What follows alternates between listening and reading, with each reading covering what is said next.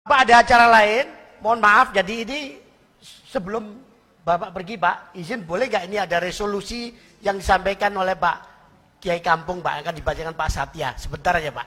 Ya, silakan Pak, berikut Pak Satya Wibowo, Pak Satya, ya, Satya Widya, saya bacakan. Ya nanti ya.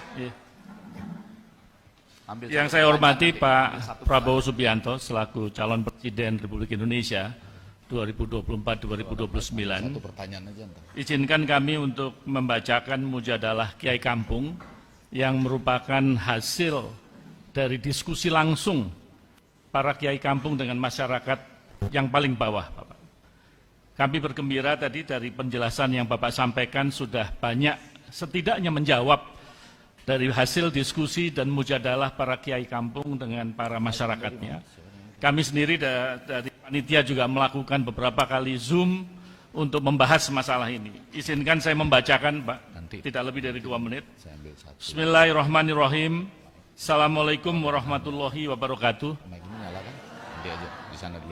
Bahwa sesungguhnya terpenuhinya kebutuhan dasar ialah hak semua warga negara, termasuk warga masyarakat desa. Hal ini sejalan dengan amanah konstitusi yang mewajibkan negara untuk memenuhi hak-hak dasar tersebut, berupa pendidikan, kesehatan, sandang, pangan, dan papan.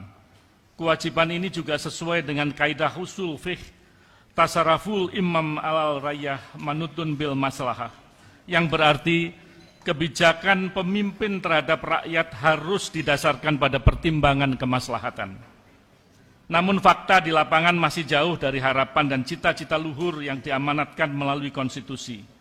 Kemiskinan, ketimpangan sosial, dan keterbelakangan masih terjadi dalam kehidupan masyarakat, khususnya di pedesaan.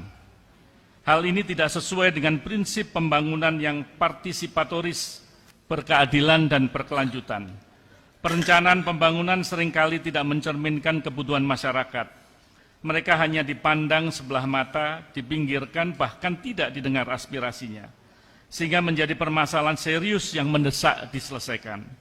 Oleh sebab itu, melalui majelis yang mulia ini, kepada para calon Presiden Republik Indonesia 2024-2029, Forum Mujadalah Kiai Kampung seluruh Indonesia menyampaikan resolusi sebagai berikut.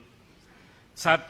Menyatakan keberpihakan, menjamin, dan bertanggung jawab atas terwujudnya sistem pendidikan dan kesejahteraan guru yang manusiawi. Masih banyak guru-guru di pedesaan yang menerima gaji sebesar 70.000 per bulan. Masih banyak lembaga pendidikan, terutama pesantren di desa-desa yang kondisinya sangat memprihatinkan. Untuk itu kami menuntut agar setidaknya 20% dana desa yang diperoleh dari pemerintah pusat harus dipergunakan untuk kesetaraan pendidikan tersebut.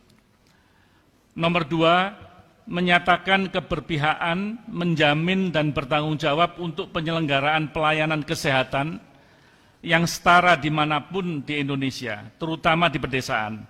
Untuk itu diperlukan terbentuknya Bank Kesehatan Desa yang menangani urusan administrasi, sehingga seluruh warga desa akan mendapatkan pelayanan secara langsung dan prima, tanpa harus menghadapi sistem birokrasi yang berbelit-belit.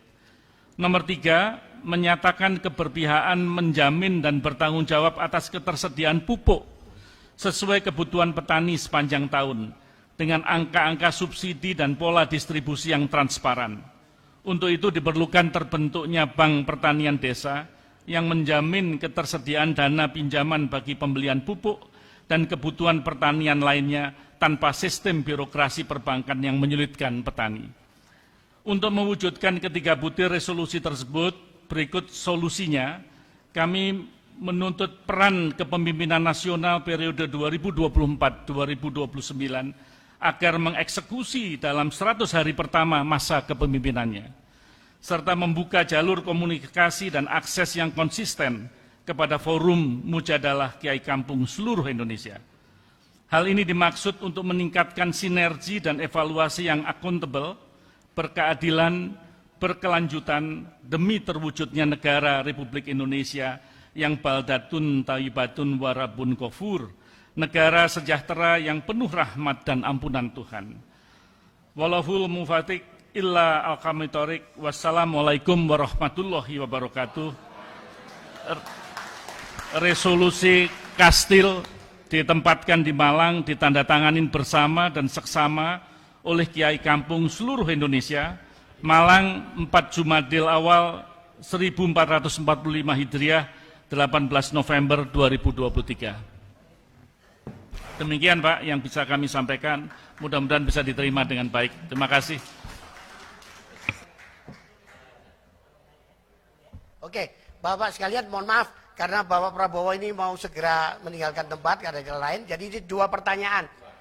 Bu, silakan Pak Effendi. Tes ya, satu yai dan satu nyai ya, boleh ya.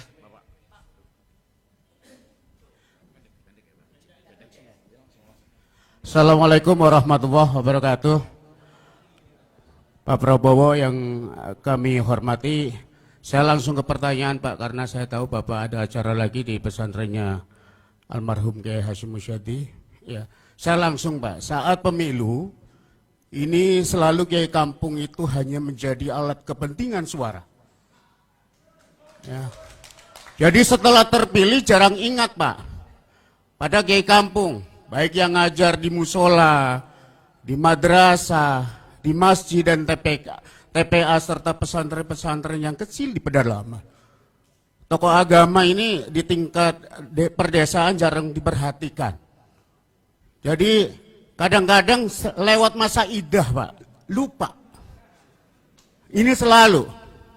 Tetapi setiap musim pemilu begini dikumpulkan, silaturahim. Maka kami butuh apa solusinya jika Pak Prabowo terpilih nanti di 2024. Terima kasih. Wawal muafiq ila aqwamit thoriq. Wassalamualaikum warahmatullahi wabarakatuh. Ini setengah katanya, setengah aja, setengah. Oke, terima kasih Pak Prabowo. Saya ingin menanggapi slide yang dari Bapak tadi tentang istilah makan siang di Pompes dan di sekolah. Kami punya pesantren, kami tidak setuju kalau ada santri peserta didik dapat beasiswa, sebenarnya nggak setuju saya. Itu mendidik seakan-akan guru pesantren yang membutuhkan santri, bukan santri yang membutuhkan pesantren. Jadi Bapak, kalau jadi Bapak mau ngasih ikan sama mau ngasih pancing, itu yang penting Pak. Kalau kasih ikan kami tidak butuh, itu menjadikan peserta menjadi nakal. Tapi kalau dikasih pancing, insya Allah nanti apa yang disampaikan Bapak akan berhasil. Ibu satu ya. Assalamualaikum. Dua. Pada tadi Pak, dari tadi. Satu. Assalamualaikum warahmatullahi wabarakatuh. Terima kasih. Saya ingin titip beberapa hal Pak, di saat nanti Bapak insya Allah akan terpilih menjadi presiden. Satu, dipermudah regulasi masalah perizinan ekspor. Kenapa? Kalau tadi Bapak paparkan masalah itu tentang nikel dan segala macam, di sini tidak ada Pak. Di sini adanya pohong. Itu bisa diekspor, tapi kita tidak tahu bagaimana regulasi dan perizinannya. Itu aja Pak, terima kasih. Ya, langsung. Jawab. Saya jawab yang terakhir dulu ya. Maksud Ibu apa?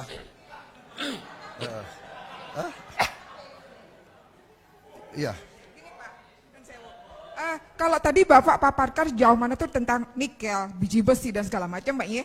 Kalau di Malang, non sewu, hal itu tidak ada. Yang ada di sini adanya ketela pohon dan lain sebagainya. Itu pun juga bisa menjadi yang diekspor. Tapi kita tidak tahu bagaimana caranya. Jadi regulasinya dipermudah dan pendidikan untuk itu bisa Ya, jadi Bu, Malang kan bagian dari Indonesia. Iya kan? Malang membutuhkan sekolah, membutuhkan rumah sakit, membutuhkan aspal. Memang di Malang nggak ada aspal, aspalnya dari Buton. Jadi kita ini satu kesatuan. Kita satu bangsa dan satu negara.